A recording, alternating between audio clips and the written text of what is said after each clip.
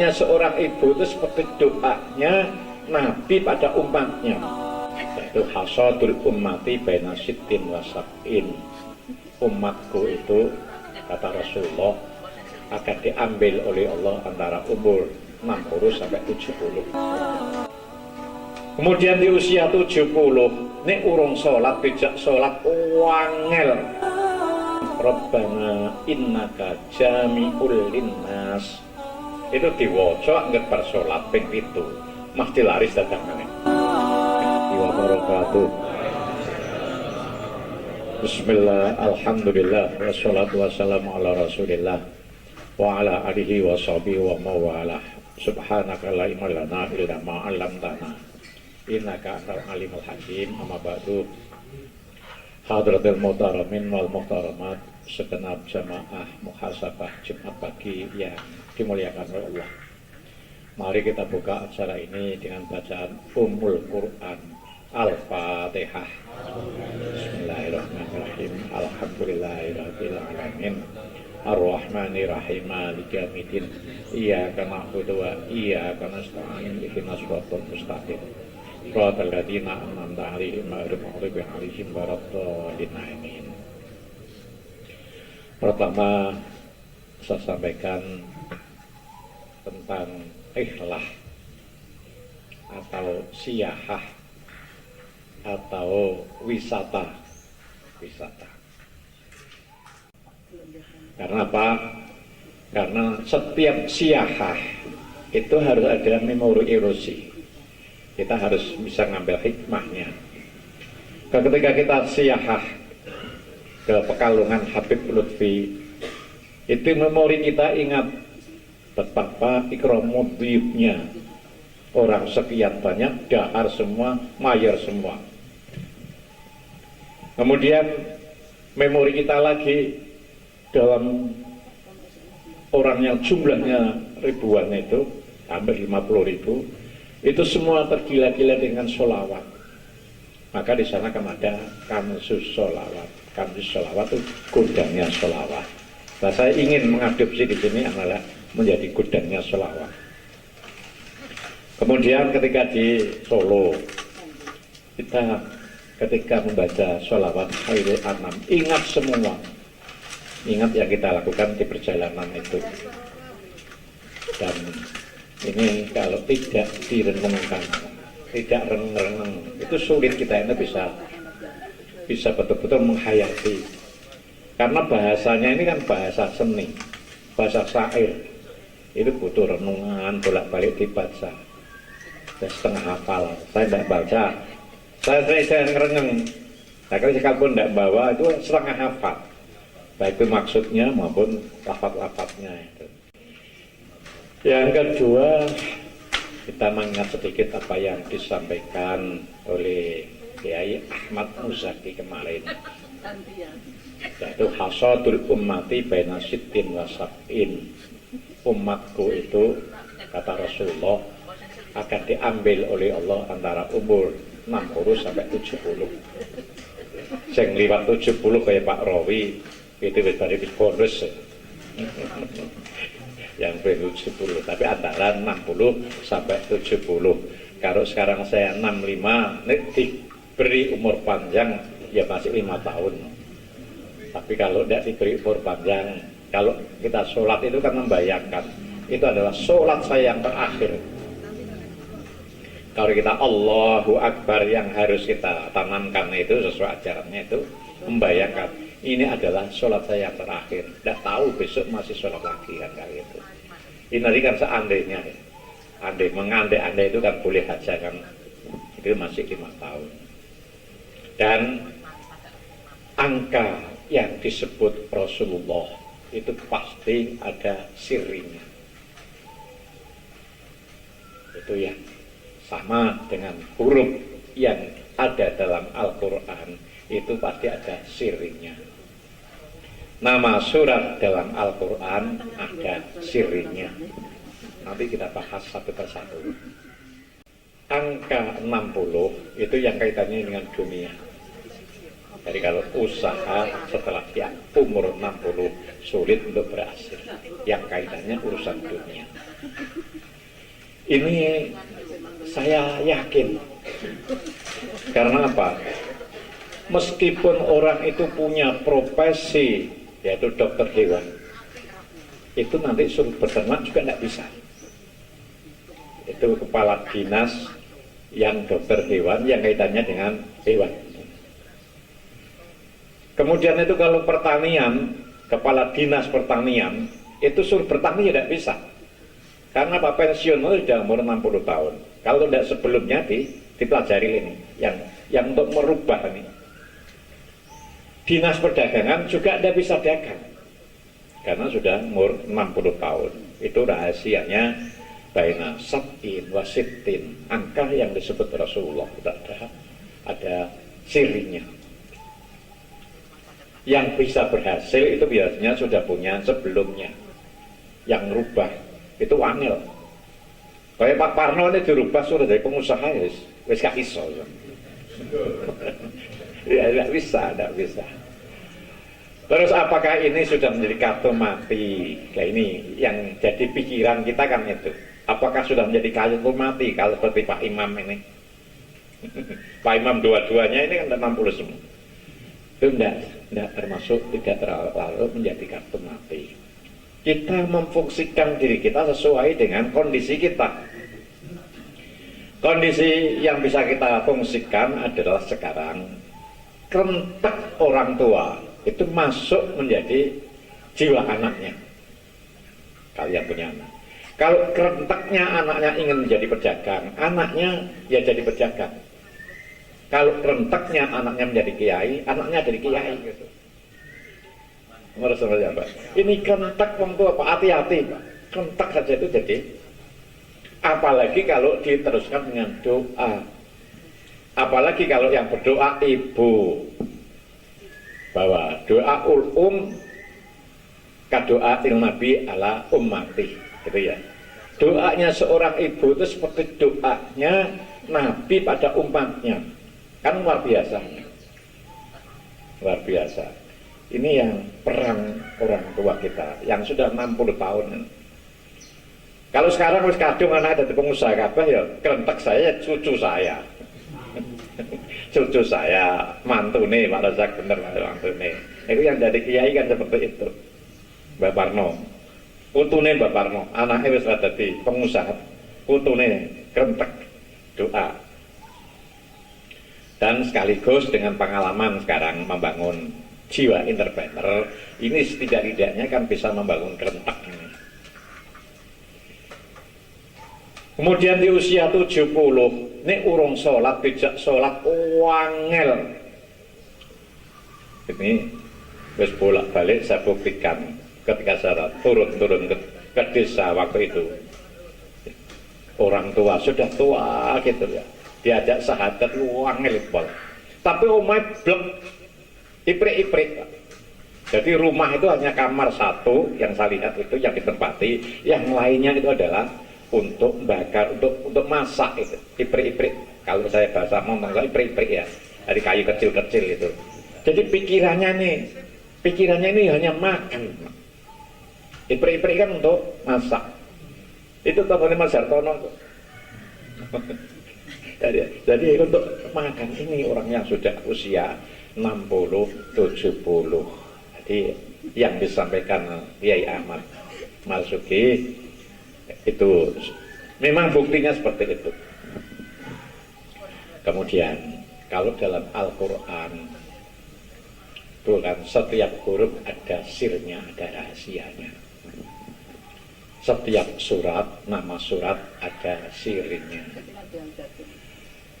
Setiap kejadian yang diceritakan dalam Al-Quran itu juga ada rahasianya kalau dibaca. Saya dulu ketika baru mulai buka toko, sing tak golek ya dukun, carane laris. Tapi dukun ini kiai ya, yang dukun abal-abal wis gak percaya blas aku Pak. Wong ora tau wiridan, ora tau apa kok jadi dukun, wis gak percaya blas. Nek kiai itu kan sumbernya jelas, Al-Quran. Itu mengajarkan Rabbana innaka jami'ul linnas. Itu diwaca anggere bar salat ping 7 mesti laris dadangane. Ya laris betul Pak Rozak. Buka toko di Montong itu gak ono sing lawan laris meskipun baru. Itu ayat-ayat Al-Quran. Inilah yang mendorong Imam Abu Hasan Asy-Syadzili sampai menerbitkan kitab Sirul Jalil fi khawasi hasbunallah wa ni'mal wakil.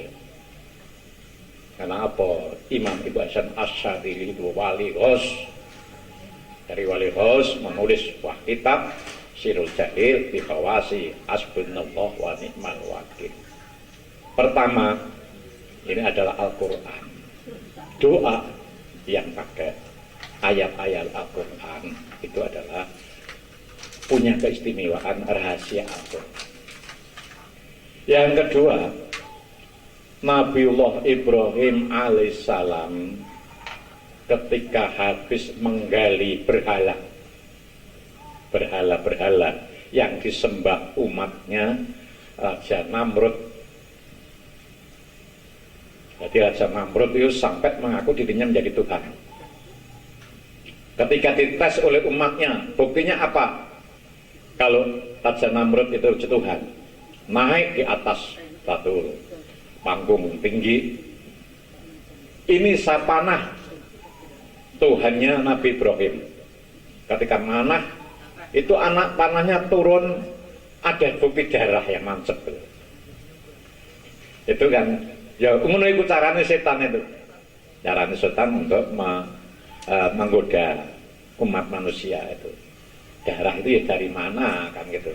Itu kan ya pola akale dukun yang seperti itu.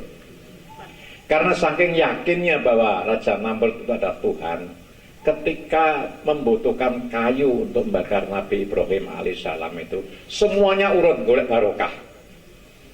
Jadi orang Pak Rozak tok sing saiki golek barokah, sarapan Pak. Jadi Raja Namrud diaku menjadi Tuhan itu, wong sing hamil itu sampai membawa kayu juga kepingin barokahnya biar anaknya lebih baik untuk membakar Nabiullah Ibrahim. Delalah Nabi Ibrahim itu diajari oleh Allah untuk membaca hasbunallah ni'mal wakil. Ketika dijatuhkan di tempat itu, sedikit pun pakaiannya tidak ada yang terbakar, pakaiannya tidak terbakar, tubuhnya tidak terbakar. Ini sing orang-orang hamil wis kadung gawa kayu wae. Kok ora barokai Tuhanku. Yang barokai kok Tuhannya Nabi Ibrahim. Karena api itu dengan bacaan hasbunallah ni'mal wakil diperintahkan oleh Allah kuni bardan wassalaman ala Ibrahim. Wahai api, jadilah kamu dingin dan beri keselamatan kepada Nabiullah Ibrahim alaihissalam. Itu siri yang dibaca itu meskipun kejadiannya beda, tapi kedasarnya tidak akan beda. Ketika habis perang Uhud itu Abu Sufyan itu merasa belum puas. Ternyata Muhammad itu masih hidup. Ini kita harus menyusun kekuatan lagi supaya bisa membunuh Muhammad. Maka dikumpulkanlah tentara-tentaranya itu. Berita ini nyampe pada beliau Rasulullah. Maka diceritakan dalam ayat surat Ali Imran ayat 133 itu, alladzina qala lahumun nas innan nasa qad jama'a lakum waghshawhum fasadahum imana. Baru wa qalu hasbunallah ni'mal wakil. Jadi kalau mau membaca itu ayat ini dibaca dulu.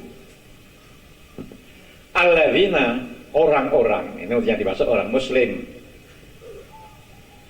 Qala lahumun nas, berkatalah kepadanya manusia. Yang dimasukkan manusia ini adalah orang kafir Mekah. Innan nasa qad jama'u lakum, sesungguhnya orang-orang Mekah sudah berkumpul. Fakhshawhum, maka takutlah. Ini kan perang bisa disiapkan. Di sini Rasulullah itu pengemando, tapi didaftar oleh Rasulullah orang yang mau ikut perang itu, dibayang oleh Rasulullah. Kalau tidak ada yang mau ikut, akan sahadapi orang Mekah itu.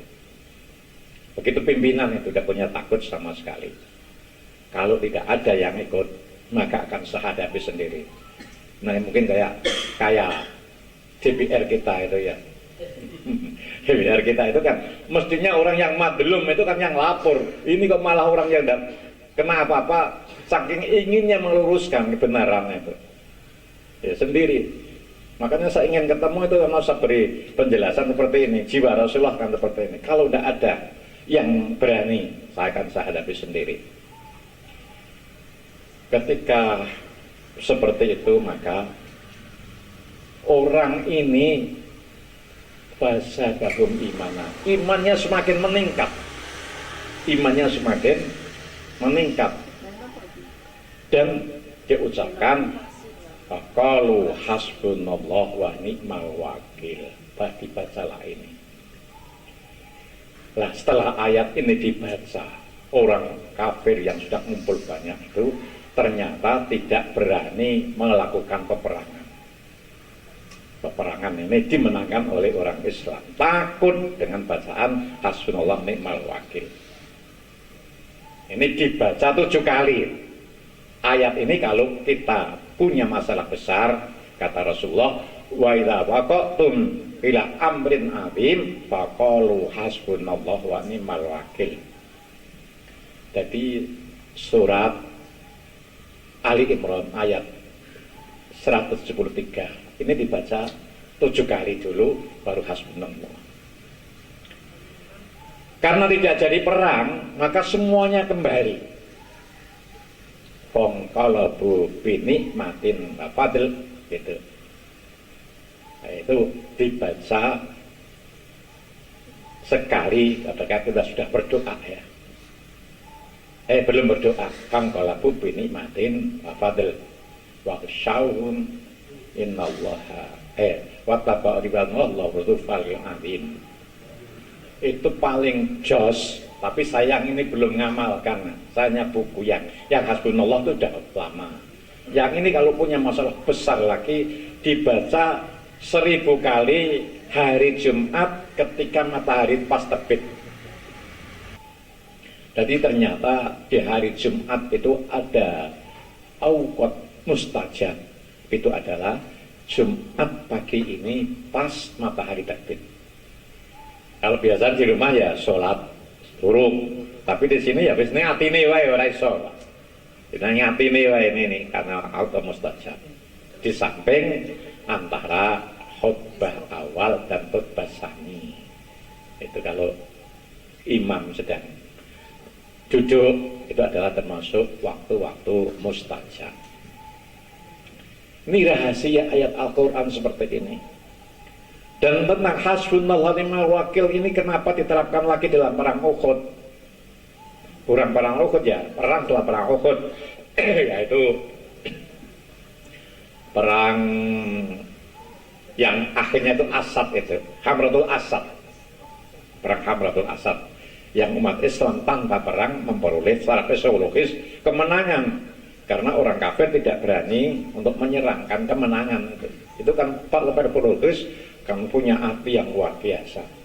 Sehingga setelah itu sampai wafat Rasulullah dalam peperangan tidak pernah kalah. Tidak pernah kalah. Terus dalam buku itu dijelaskan kalau kita betul-betul menghayati hasbunallah wa ni'mal wakil, itu akan terbangun karakter-karakter. Karakter yang pertama adalah kita menjadi pemberani. Kita tahu inna awliya la khaufun alaihim, inna awliya Allah la khaufun alaihim wa la hum yahzanun. wali-walinya Allah tidak pernah merasa takut. Karena apa? Hasbunallah, kita ini sudah di pick up oleh Allah. Kalau masih takut, itu takut dengan siapa lagi? Dan kuncinya orang itu mau sukses adalah menjadi pemberani. Nomor 2, kalau orang itu sudah menjiwai hasbunallah ni'mal wakil, gak ono rasa medit, Pak. Mesti loman. Irung berapa yang mau corong tenanan saiki sarapan pagi wis tahu ngetok nombak mie. Sudah 4 kali ini dijamin loman hasbunallah. Karena apa? Wong kita ini dicukupi oleh Allah. Kok iman? Enggak pernah iman kan? Dicukupi oleh Allah. Yang ketiga, tidak pernah putus asa. Gak putus asa. Wong kita dijamin oleh Allah. Yang keempat, kita ini ayem, Pak, menemukan kedamaian. Karena apa? Segala sesuatu itu kalau kita punya hajat, keberhasilannya kita serahkan pada Allah. Jadi kalau kita sudah berdoa, sudah baca dawuhnya kitab itu adalah jangan berharap doa kita segera dikabulkan oleh Allah. Nomor 1, jangan berharap ijabahnya Allah sesuai dengan harapan kita. Allah lebih tahu apa yang terbaik untuk kita. Jangan-jangan kita hanya berharap uang 1 juta, padahal Allah menghendaki uang 1 miliar kan. Kita harus selalu husnudzon dengan Allah.